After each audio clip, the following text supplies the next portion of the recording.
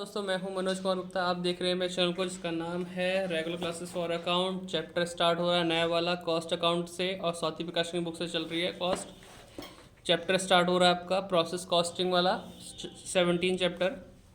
और इसमें अगर बात की जाए इसका मतलब मीनिंग क्या होता है, इसका मीनिंग ये होता है कि अगर कभी भी कोई चीज़ प्रोडक्शन में है और प्रोड्यूस करना है आपको, प्रोडक्शन सेक्टर से जुड़े हुए हो, तो सामान कभी कभी ऐसा होता है कि एक प्रोसेस में कंप्लीट नहीं होती, कई प्रोसेस लगते हैं उसको कंप्लीट होने में। जैसे कि अगर आप चीनी की बात कर लो या किसी चीज़ की और की बात कर लो, तो वो एक प्रोसेस में कभी कंप्लीट नहीं होता। तो पहला होता है प्रोसेस, अगर चीनी की बात की तो पहले गन्ना की पेराई होगी, पेराई मतलब यानी गन्ने का रस निकाला जाएगा, फिर उसको बर्न किया जाएगा, फिर उसमें बहुत सारे प्रोसेस है, फिल्टर चीनी बनती है फिर। तो मतलब एक चीज़ में कभी कोई चीज़ प्रोड्यूस नहीं होती। तो उसी के हिसाब से जो प्रोसेस होते हैं एक चीज़ को कंप्लीट होने के लिए, उसके लिए स्टेप बाय स्टेप हमें उसकी कॉस्टिंग निकालनी पड़ती है, जिसके लिए हम प्रोसेस कॉस्टिंग का मेथड यूज़ करते हैं। अब इसके फॉर्मेट की बात करते हैं, तो फॉर्मेट कौन सा है इसमें? फॉर्मेट प्रोसेस अकाउंट का ये आपको देखने को मिल जाएगा। अगर आप देख पा रहे हैं तो पेज नंबर 17.4 पे है, जिसके लिए हमें डेबिट साइड में कुछ एक्सपेंसेस लिखने पड़ेंगे, जिसमें आपको लिखना पड़ेगा डायरेक्ट मटेरियल, डेबिट साइड में आएगा, जिसकी यूनिट आप यहाँ लिखोगे और अमाउंट यहाँ लिखोगे। फिर अगला खर्चा होगा डायरेक्ट वेजेस, फिर डायरेक्ट एक्सपेंसेस, फिर इनडायरेक्ट एक्सपेंसेस, फिर अदर एक्सपेंसेस। ठीक है, इस साइड और कुछ नहीं है, यहाँ पे और कुछ नहीं है। चलते हैं वापस यहाँ पर बाय साइड में। तो जितना भी हमारे पास खर्चा था, मटेरियल था, वो हमने डेबिट में डाल दिया। क्रेडिट में क्या लिखेंगे? By loss in weight. जो भी सामान आपने लगाया उसको लॉस इन वेट यानी वजन में जो कमी होगी वो सब आपको यहाँ लिखना पड़ेगा। यूनिट है तो यहाँ पे, अमाउंट है तो यहाँ लिखना पड़ेगा। वेस्टेज अगर है तो वेस्टेज भी आपको यहाँ लिखनी पड़ेगी जितनी वेस्ट हो गई। सेल ऑफ रेजिड्यू, स्क्रैप या फिर बाय प्रोडक्ट, यानी आप कोई भी जो रेजिड्यू होता है, स्क्रैप होता है, उसको अगर बेचते हो, बाय प्रोडक्ट के आइटम होता है उसे बेचते हो, जितना यूनिट था, जितना पैसे में बिका, वो आपको यहाँ लिखना पड़ेगा। फिर जो बैलेंस बचेगा उसे बोलेंगे बाय नेक्स्ट प्रोसेस ट्रांसफ़र, मतलब जो आपको बैलेंस इस प्रोसेस से बचा वो अगले प्रोसेस में ट्रांसफ़र कर दोगे। इसी तरीके से हम स्टेप बाय स्टेप कॉस्टिंग निकालते हैं। तो हमारा बैलेंस आ जाएगा, फिर इसको हम यहाँ पे करेंगे कॉस्ट पर यूनिट निकालेंगे, जिसके लिए टोटल कॉस्ट अपॉन आउटपुट करेंगे, और हमारी पर यूनिट कॉस्ट मालूम पड़ जाएगी कि एक प्रोसेस में उस आउटपुट तक पहुंचने के लिए कि कितना खर्चा बैठा। ठीक है, अब इसी तरीके से एग्जांपल भी हमारे पे दे रखे हैं, लेकिन मैं चाहूँगा आपको एक क्वेश्चन कराना। तो इंट्रोडक्शन में छोटी वीडियो रखना चाहता हूँ मैं से। ठीक है, अब एक क्वेश्चन करके दिखाऊँगा। थोड़ा सा वीडियो बड़ी हो तो देख लेना भाई, है ना। और चैनल को सब्सक्राइब करना, वीडियो को शेयर करना, और बस ऐसे ही प्यार बांटते रहना। अगर क्वेश्चन पे चलते हैं, क्वेश्चन पढ़वाते हैं आपको। तो फर्स्ट क्वेश्चन पढ़ाते हैं, जो कि पेज नंबर 17.51 पे है ना। इसमें लिखा है, ये लॉन्ग क्वेश्चन है हमारे। A product passes through 3 process ABC। एक प्रोडक्ट जो हमारा 3 प्रोसेस से होकर गुजरता है कंप्लीशन की तरफ, यानी कंप्लीट होता है उसका प्रोसेस, 3 प्रोसेस से होकर कंप्लीट होता है, ABC। During the month of January 2018 2000 unit were produced. हमने जनवरी महीने में कितनी यूनिट बना के तैयार करी है? 2000 unit. Other particular are under, उनके बारे में जानकारी हमें दे रखी है, जैसे मटेरियल कंज्यूम लिखा है, वेजेस लिखा है, डायरेक्ट एक्सपेंसेस। ये सारे के सारे खर्चे कहाँ आएंगे? डेबिट साइड में। प्रोसेस ए के बारे में, बी के बारे में, सी के बारे में। The total indirect expenses for the month कितने हैं? 1,40,000। हाँ, इनडायरेक्ट एक्सपेंसेस वो भी डेबिट में आते हैं। Which may be approach on the basis of wages of different process. आपको ये जो खर्चा है इनडायरेक्ट एक्सपेंस किस रेशो में बांटना है? वेजेस के रेशो में बांटना है। किस रेशो में? वेजेस। चाहे वेजेस लिखा हो या लेबर, उसी के रेशो में बढ़ता है ये चीज़। ठीक है, सेपरेट प्रोसेस अकाउंट्स हमें प्रिपेयर करना है, और find out the per unit cost each stage. Her stage पे क्या कॉस्ट बैठती है वो भी पता करनी है। सेपरेट कॉस्ट भी, और टोटल कॉस्ट तो निकालनी है, और ये हमें कॉस्ट पर यूनिट। रेशो कहाँ बोल रखा है? रेशो के लिए ये बोला है कि हमें इस खर्चे को किस रेशो में बांटना है, किस बेसिस पे बांटना है? वेजेस के बेसिस पे। तो बेसिस कितनी है? 1,80,000, 1,00,000। तो इसी के हिसाब से बांटना पड़ेगा ना, इनका रेशो निकाल के। तो अब क्वेश्चन को सॉल्व करते हैं, स्टैंड को ऊंचा करते हैं। तो क्वेश्चन स्टार्ट करते हैं। फर्स्ट प्रोसेस क्वेश्चन आपने समझ ही लिया होगा। स्केल है क्या हमारे पास? चलो इस स्केल का यूज़ करते हैं।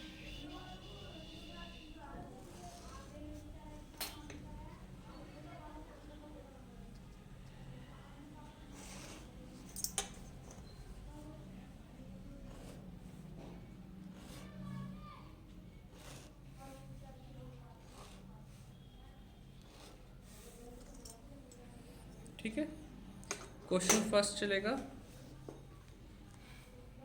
और नाम है पहले प्रोसेस का प्रोसेस ए अकाउंट। ठीक है, यहाँ लिखूँगा particular unit amount, particular units amount. ठीक है, हो गया। हमारे पास जो प्रोडक्शन के लिए बोला गया था कितनी यूनिट बन के तैयार हो रही है? 2000।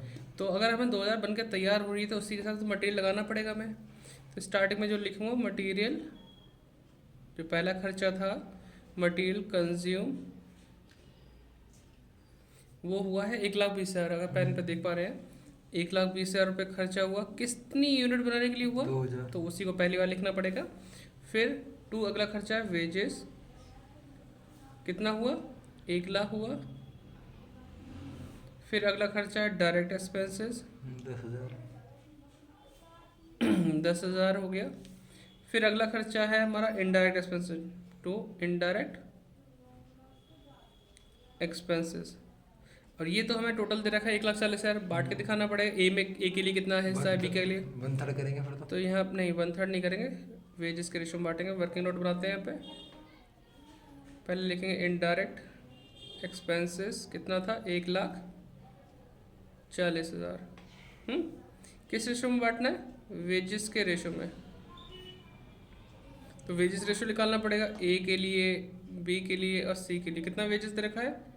1,80,000, 1,00,000। ठीक है, 4 जीरो कॉमन है, 4 जीरो काट दो, 4 जीरो इसमें से कैंसिल कर दो। अब टेबल चलो कितने में चलाएगा होगा? 200 होगा, 4 5 5, 2 के टेबल से काट दिया। तो रेशो है 5 4 5। टोटल कितना होता है इसका?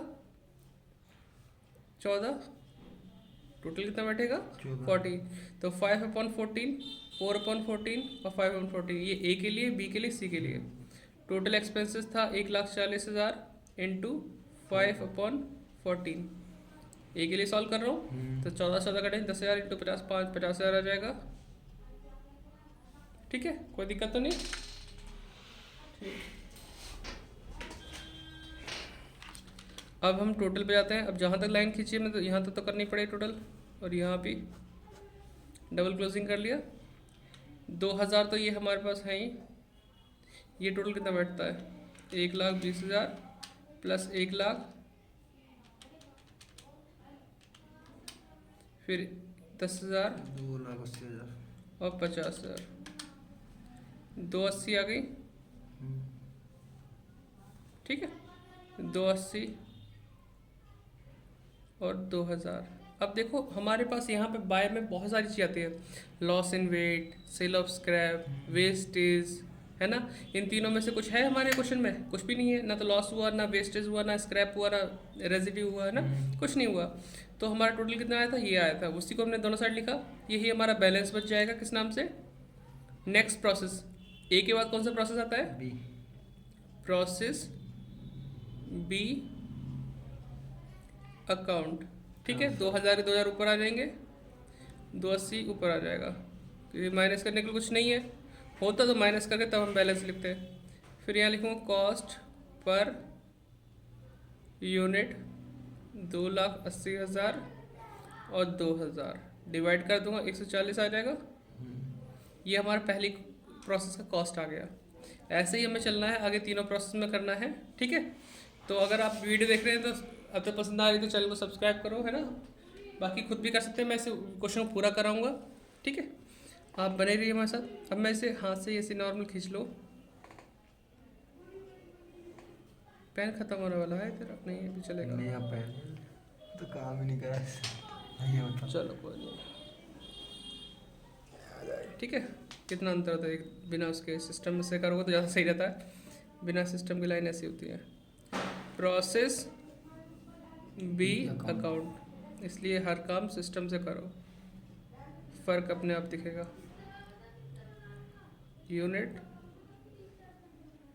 अमाउंट, ठीक है, पर्टिकुलर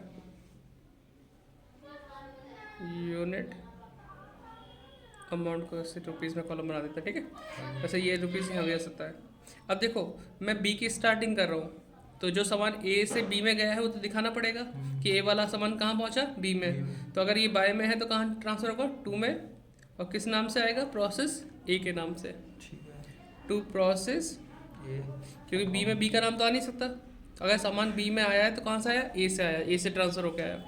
तो हम लिखेंगे प्रोसेस ए अकाउंट, कितना सामान आया, 2000 यूनिट और 2,80,000 की। 140 का कुछ नहीं करेंगे। न वो तो बताने के लिए था, उस प्रोसेस का कॉस्ट 140 रुपये पर यूनिट यहाँ तक था।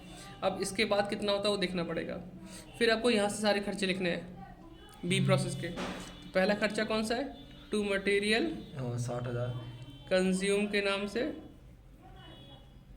कितना था, 60,000। 60,000। फिर अगला है इसमें टू वेजेस 80,000। 80,000। फिर direct expenses to direct 20,000। Expenses कितना है, 20,000। इनडायरेक्ट 20,000। एक्सपेंसेस इनडायरेक्ट का बात वही है कि हमने वर्किंग नोट तो किया है, तो वर्किंग नोट में देख लेंगे 1,40,000 टोटल था। हाँ, 4। इसका बी वाले का ये हिस्सा है 4/14, तो 40,000 करीबन आ जाएगा। फिर हम टोटल करेंगे, तो ऊपर सरकाते हैं।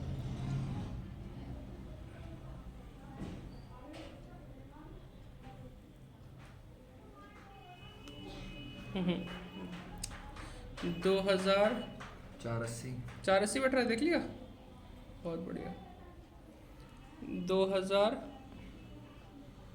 और 480, ठीक है। यही बैल ऊपर जब कुछ है ही नहीं ना, हमारा सेल ऑफ वो है loss in weight, sale of scrap, wastage कुछ नहीं है, तो यही हमारा आंसर आ जाएगा 2,000 और 4,80,000। तो इसमें हम लिखेंगे बाय।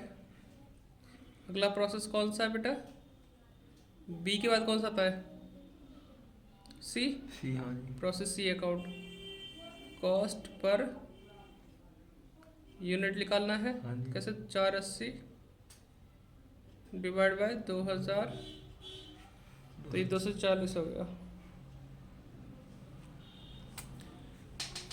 तो अब तक 140 से वो चीज बढ़ के कितनी होगी, 240 हो गई। ए का सामान कहाँ बचा, बी में। बी का सामान कहाँ बचा, सी में। अब सी बना के दिखाते हैं।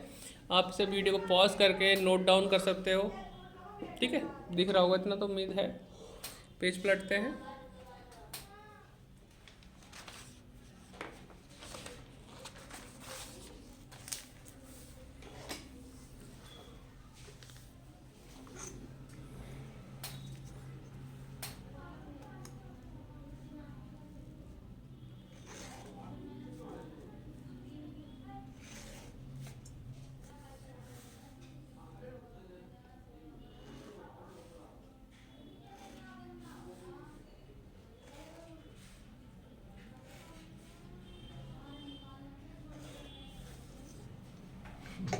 अभी तिरछा हो गई क्या, कोई बात नहीं, अब मुझे तिरछा भी पड़ रहा है हिसाब से। प्रोसेस सी अकाउंट, ठीक है। प्रोसेस सी अकाउंट बनाऊंगा, पर्टिकुलर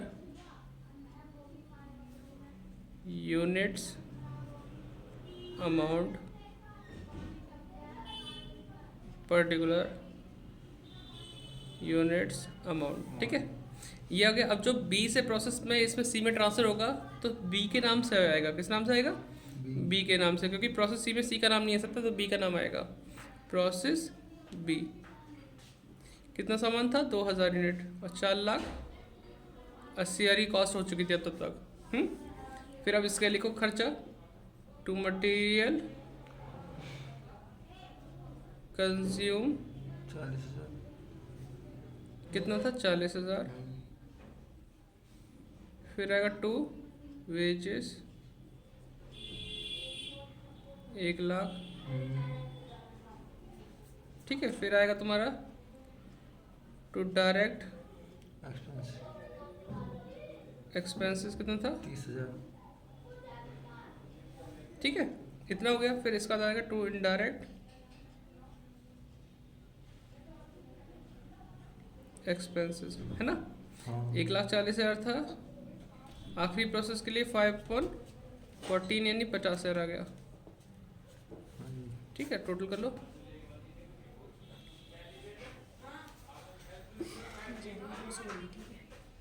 ठीक है, तो ये कितना हुआ 2000, इसका कितना होगा करीबन 7 लाख। जोड़ लिया होगा, अरे वाह अच्छी बात है, 7 लाख। और ये कितना हुआ हमारा 2000। फिर से वो चीज़ कुछ नहीं है, loss in weight, sale of scrap वगैरह कुछ भी नहीं दे रखा। तो अब बताओ, ए का सामान बी में गया, बी का सी में गया, सी का कहाँ जाएगा, डी तो है नहीं हमारे पास जो डी में रहेगा। मतलब 3 प्रोसेस थे, अब हमारा सामान तैयार हो चुका है, इसको बोलते हैं फिनिश्ड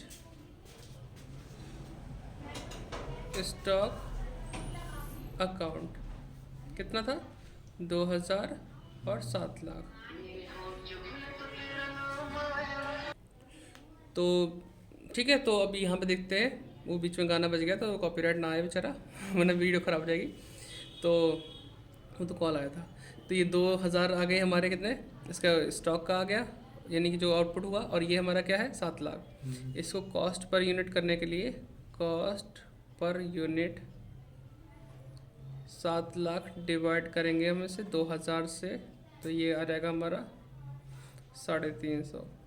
जो कॉस्ट हमारी 140 से स्टार्ट हुई थी, फिर अगले में 240 हुई, अब 350 हो गई।